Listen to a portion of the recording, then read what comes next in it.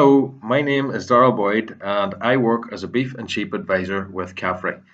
Today I am delivering this short discussion on the benefits and processes of making quality silage. Joining me today is Declan Rafferty, who farms in partnership with Aidan Quinn, and the two are based in Pomeroy, County Tyrone. The two are members of Better Farms Beef Challenge ANI, which they joined in 2014 and since have really strived to increase technical efficiencies on farm to increase profit. Okay, thanks very much, Declan, for participating today. And before we get talking about quality silage and the process of getting it made, can you just give those listening a brief history of your own farm in terms of where it was at the start of the programme and where it is now in 2019? Well, Darrell, at the start of the programme, we were mainly Simmental cows and limousine cows.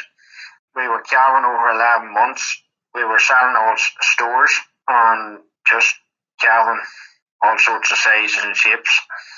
Now we're calving in two blocks, or spring and autumn. Spring calving's from the 1st of March to the 1st of May. Autumn calving's 1st of August to the 1st of September or 1st of October. And we have a mix now of Simmental limousine stabiliser cows. We use Angus. All heifers are bred or synchronised normally and bred Angus for the first time. And then we have a Simmental bull, a limousine bull, and a stabiliser bull, which we use from different groups. That's what we've really done from the start. We've tightened the calving pattern down now that we're in 365 days or 67 days or something in the last year. And you've moved away from selling steers or trying to grow cattle out on steer system. You're finishing everything as bulls now, Declan? We're finishing everything as bulls. We found that steers were very hard to finish for us. We had tried steers back out to grass. We found the ground wasn't good enough to produce quality meat, quality flesh on them.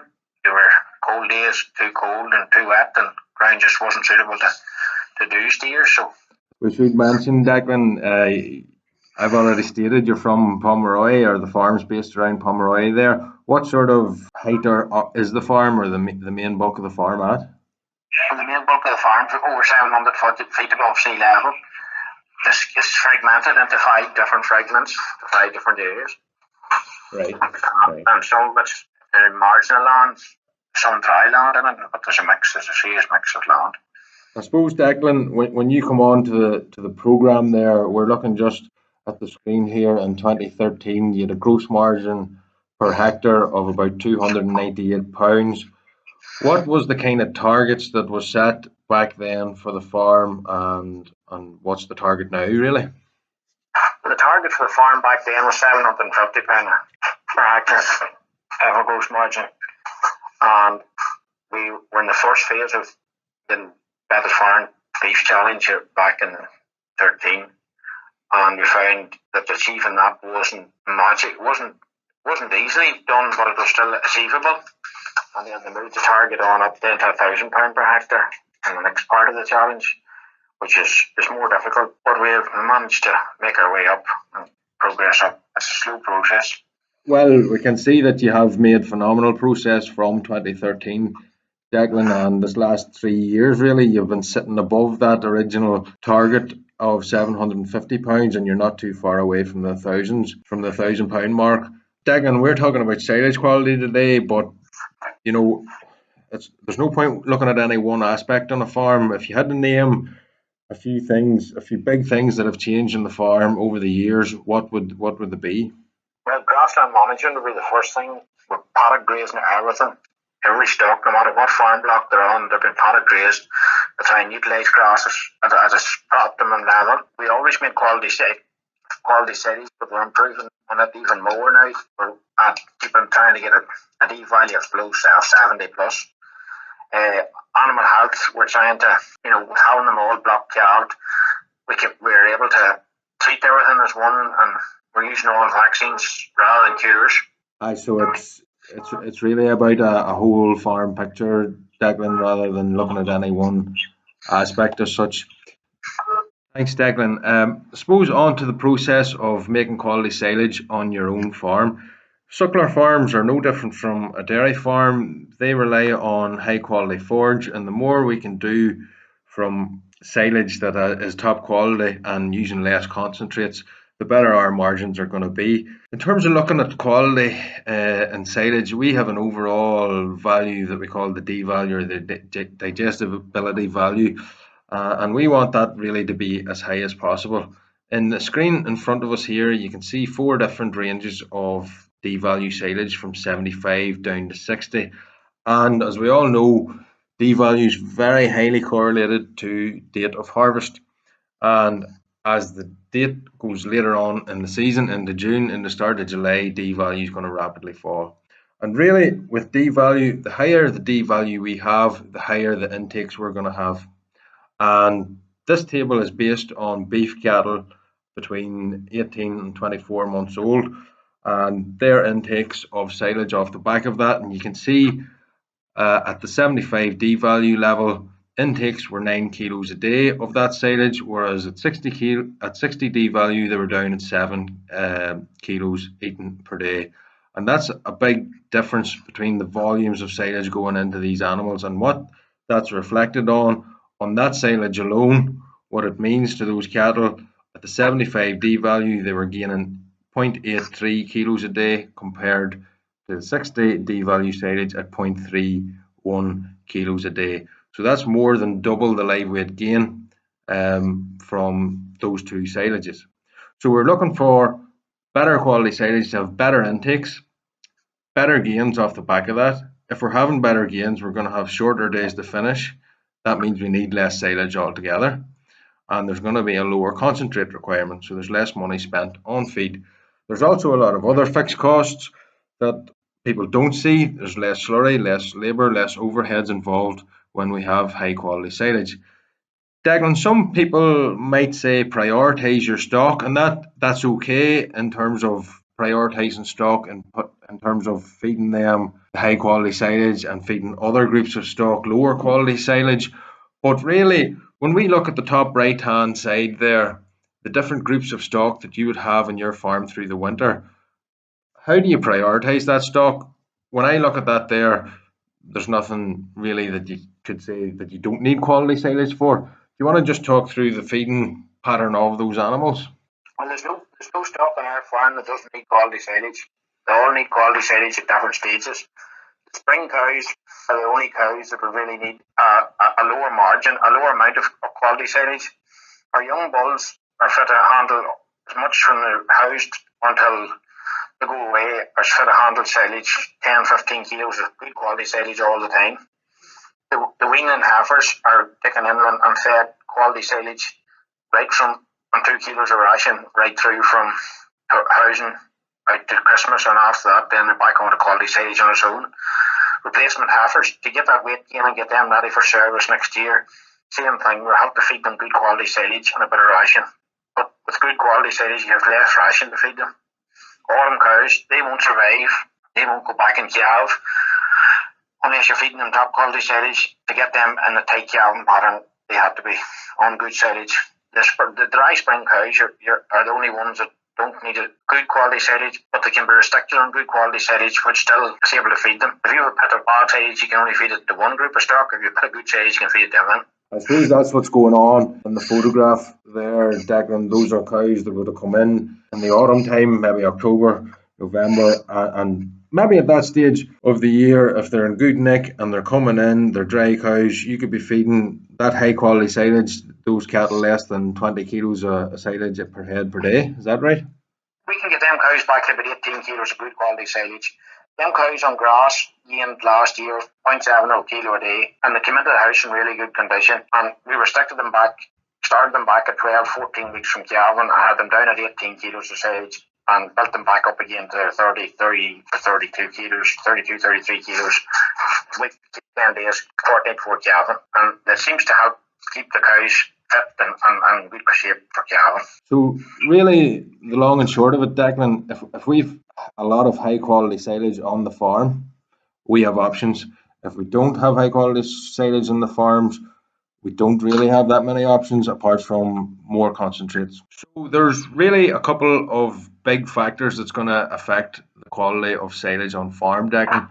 But I suppose the main one that I've already mentioned is the crop maturity at harvesting. That's going to have the biggest effect. However, there's a number of other figures that we need to look at as such, and they are early season management, actual ryegrass content within a sward, soil fertility and nutrient balance. Are we getting that right? Harvesting conditions, a lot of the time that's going to be out of our control, but we make do with what we get. And salability and preservation. I want to just take a minute, Declan, to talk about early season management on farm. Ideally, what we want is figure one there on the right, a nice young clean leaf at the base of the sward. We don't want a lot of dead material at the base. We don't want a lot of stagnant grass that have been laying maybe from the autumn time. So we just want to talk about how that's managed on your own farm, Declan, at Pomeroy. Again, it's not the easiest of farms to get out and do things early on. So there's a couple of different options in trying to achieve a clean base. The first is early grazing, completed by February, and definitely by mid-March, really, that we're looking to do. Is that something you can achieve realistically on your farm, Declan? Realistically, we can't get any stock out on ground, silage ground in February or March. What we would try and generally do is get the heifer calves at the tail end of the season and graze them on the silage ground. Or the anti-grade Frisians would also be suitable because they're light and they're able to run across all the silage ground. If we can't, if current conditions don't hold up, we would generally take in grazing sheep from September, October, November, December. But December all gone. Whatever's eaten off, that's it. You want the sheep off the land to have a bit of a bud there, I suppose, for the springtime when the growth does come. Yes, want a wee bit of a start. Gives it a bit of ground, a bit of cover. If you have to fertiliser out early and stuff, that there's someone to keep it covered. So there is options to get a good clean sward there, Declan. That's not to say that, or you said, sorry, that you don't put stock out in February and March, but that's only on silage ground. We don't want to risk damaging silage ground at all, but you would have a lot of stock out in March on farm in terms of grazing ground. On grazing ground, we will try and get stock out as early as possible. Year on year, it varies. Last year, we had them out the 14th of February, and we had to rehouse them again in mid-March, but grazed most of the block. The grazing block had been well eaten at that stage. You have to go with ground conditions. This year we haven't had them out. They're only out now 10, 12 days, but they're all out. They've eaten into the surplus of grass that was left over from last autumn. Right, so on to nutrient supply, Declan. I know soil sampling is something that takes place on the farm nearly every year, to be honest, a wee bit, and it's something that's done as part of the programme as well, but maybe it was always done on your farm. But Declan, in general, what is the status of, I suppose we'll start with pH across the farm. The pH across the farm probably down ranges in around 6.2, 6.5, sometimes drop back to 6, generally in that 6 to 6.5 region. And is that something that you were always at, or is it something that was addressed this last number of years? It's something that we've been addressing more this last number of years. We've been keeping a tighter rein on it rather than let it go along periods without lime, you know.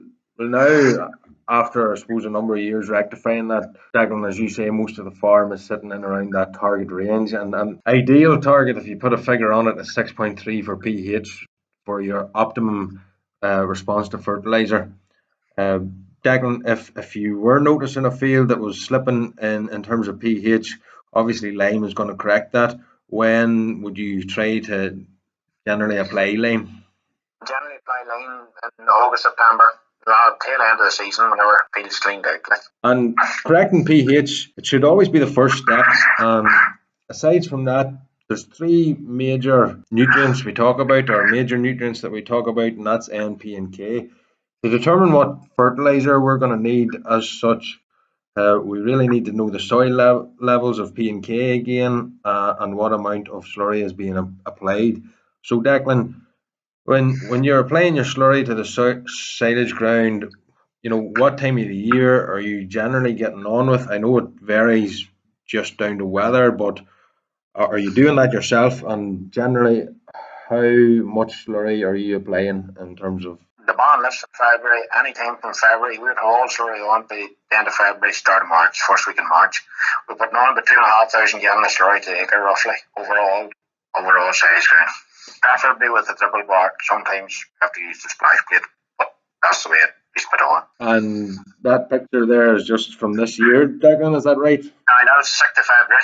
That was grazing ground. I just put that on 6th of February. We done 65 acres that day with that double bar. Right. So we know what slurry is going on there. In terms of your soil analysis, in a generalisation again, Declan, across the silage fields, what's the majority of the ground like for P and K? P and Ks are 3 and 4. There's no issue with P and K. At optimum levels or higher in some places. So you're in a fortunate position there where you really just get away with straight nitrogen on silage ground, which wouldn't be the case on an awful lot of farms. So you're applying 2,500 gallons of cattle slurry. That's equating to roughly 23 units of nitrogen per acre. What sort of levels or what type of fertilizer are you covering the nitrogen with? We've used protected urea for this is the second year of using it. We're using 38% with 17% sulphur, and we're using that about 2 bags to acre, which is taking us up to about 100 units of nitrogen over to the crop. Aye, so that's generally, in general terms, again, what you're speaking for first cut silage is about 100 units of nitrogen per acre.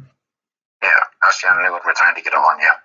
Obviously, for different farms and other farms out there, people do ask what fertilizers should they be using for their first cut, their silages, and how long's a piece of string, really. You need to know what's in your soil. You need to know the P and the K status to be going accurately with fertilizer.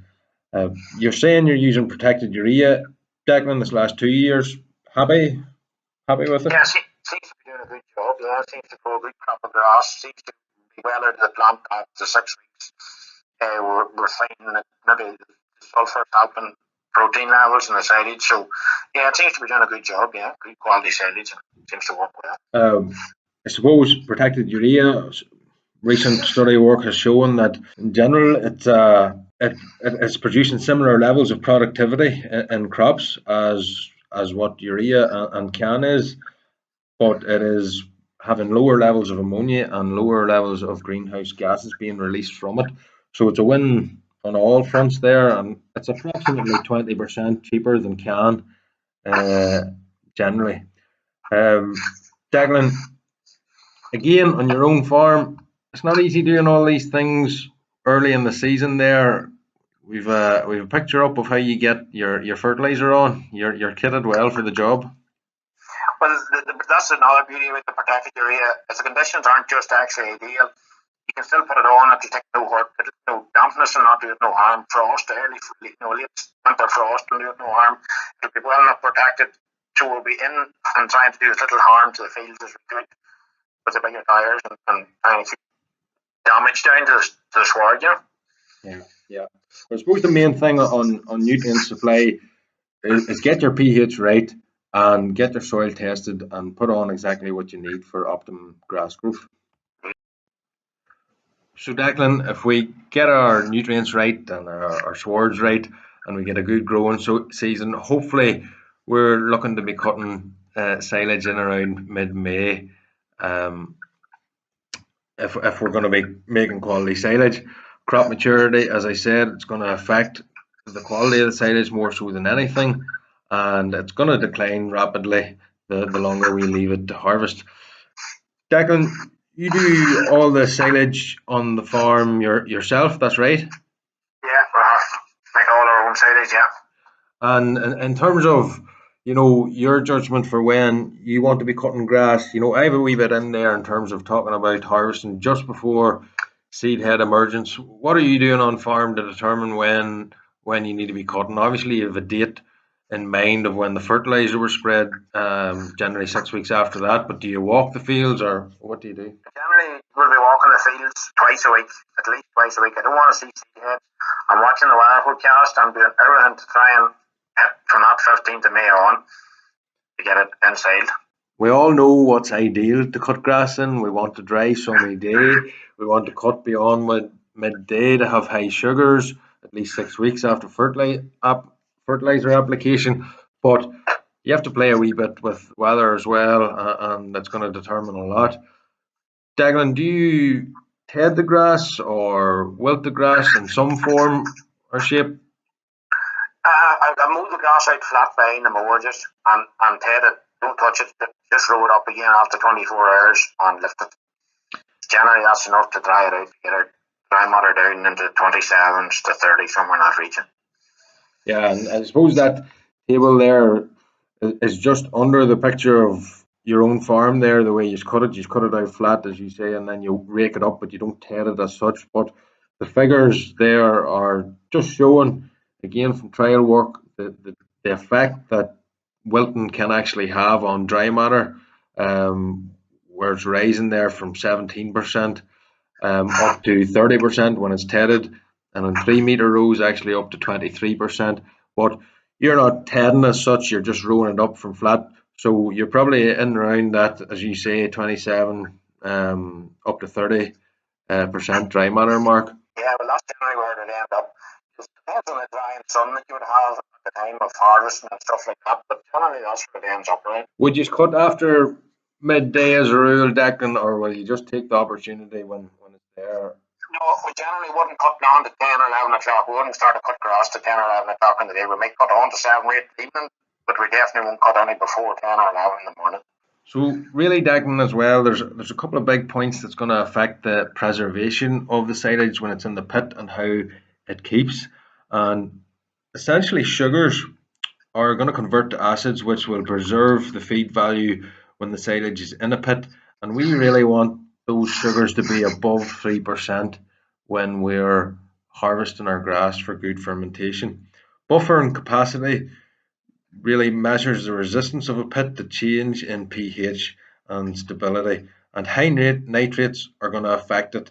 So we want our nitrates to be low, our nitrogen out of the grass. And really, we want that to be below 800 parts per million. Now, if we don't have good sugars, as in above 3%, we want the nitrates really to be much lower than that, below 400 parts per million. But if we've got good sugars, good conditions, buffering capacity there, and nitrates is really second to sugar content. And finally, of course, anaerobic condition. We need to fill the pit correctly and get it sealed as quickly as we can. Declan, in terms of those points that I just talked about, the sugars, the nitrates in the grass, is testing grass before you harvest it something that you practice on farm every year, or do you do it sometimes, or what's the story there, Declan? And generally, I'd test grass most years, and maybe and just be sure as an insurance that the fertilizers well out. More so in first cut than any rest. And later on in the season, it seems to go. The nitrogen seems to drop quicker. As far as testing it, that making sure that tell us below 800 parts, it'll be okay. Because a day or two, another day or a good sunny day will take that on down, and it'll help the silo ferment. If it was in around the time where you were planning to harvest anyway, and you had a good spell of settled weather, ideal for, would you bother testing at that stage? If there was a good spell of sunny weather coming, I generally wouldn't test it. There's no need to test it. I would cut it down. If it's cut down with high sugars and good sunny conditions and drying out, wilt it for 24 hours, it generally improves the quality anyhow. So that testing grass, really, it's maybe a bit of a insurance if there's a small window of opportunity early in the season and a bad year for harvesting, maybe. It would be. That's generally when the ideal time for the usage on it, yeah. And Declan, if you were in that case on farm, and it was unsettled weather, and you only had a small window of opportunity, and you're maybe going a bit early, the things just weren't, as I say, the levels of sugars and nitrates weren't just at where you want them to be. Would you use an additive, or do you use an additive anyway, or? No, I don't use an additive as a rule, but I have used an additive as an insurance policy to make sure that the silage is fermented in good quality. And finally, Declan, when it comes to pushing in the grass, you do the grass yourselves. What do you look for when you're doing that? When we're pushing in the grass, we're trying to keep the fit evenly filled, right across, layer on layer, keeping it rolled all the time, and covering the silo every night, and then seal the day after it's just finally closed up. Just roll her down and seal her up. sealer tight that no air's getting in. And finally, Declan, once we've the grass harvested, the pit sealed, 5 to 6 weeks later minimum, we want to be testing our silage to find out exactly what we have in our pit. You should take a representative sample from a number of points across the pit as shown in the picture, or you can get it scanned by the NIR4 scanner nowadays, as done on your own farm this year, Declan. What we're really looking for is a few big targets. We've already talked about D value. We want D value to be above 70 at least. We want dry matter in the region of 24 to 33%. Anything above 33% hasn't really been found to be beneficial for suckler cattle or beef animals. Crude protein, again, high. We want between 13 and 16%. ME for energy, above 11. And pH somewhere between 3.5 to 4 for pit stability. Declan, silage sampling something that's done on your farm fairly regularly every year. And have you always tested silage, or is it something that you've just done in this last number of years? I've always tested silage because it's crucially important. The only thing we can grow good up here is grass, and that's why the silage is a crucial part of it. And you've been sampling, I'm sure, core samples in the labs in the past. You used the scanner this year, and you're happy. It's and in fact tested from the scanner in labs as well, and they're both showing similar results. Yeah, both things are showing the same. The scanner and the lab confirmed that the same sample was tested through both things. There's very little difference in the figures. I suppose, Declan, just in terms of how what we've talked about is reflecting on farm, you want to just talk through there the averages that on your own farm this last 3 years, what your silage first cut has come into? Well, our silage, our D value has come into 73.5. Our dry matter is 31.5. Crude protein has been 13.47. ME 11.75 and pH of 3.8, which we're happy as good quality silage for first cut silage. Yeah, I mean, Declan, when you're having D value like that consistently year in, year out on the type of farm that you have, it's fantastic. And, as I said at the very start, it leaves us with a lot of options. When we sit down with your silage analysis and we write out the various different groups of stock in the autumn time and how we're going to feed them, we have a lot of different options that we can do. We can restrict cows. If you didn't have that quality silage, we don't have options, and that's something that I know you practice on farm in terms of doing feed plans and budgets. Yeah, I'm passionate with my good quality silage because I can target it to good stock and make the stock grow faster and do more things with it. Declan, thank you very much for taking the time to do this today. I wish you all the best in the season ahead and getting that first cut harvested in mid-May this year. Well, hopefully, Darryl, it all works out and by mid-May we're still here and this COVID-19 has settled down a bit. Thank you, Declan. Thank you. All the best, Darryl. Look after yourself. So, to summarise, get your soils tested and know the status of your soils. Correct pH when necessary. The nutrients required for first cut silage will depend on these soil tests and the levels of P and K within the soil. Correct pre-management is essential to quality silage in terms of having a young leafy sward at the start of spring. Timely harvest is the biggest factor in terms of quality silage, and aim for harvest around mid to late May. And once in the pit, consolidate and seal quickly. Thank you for listening.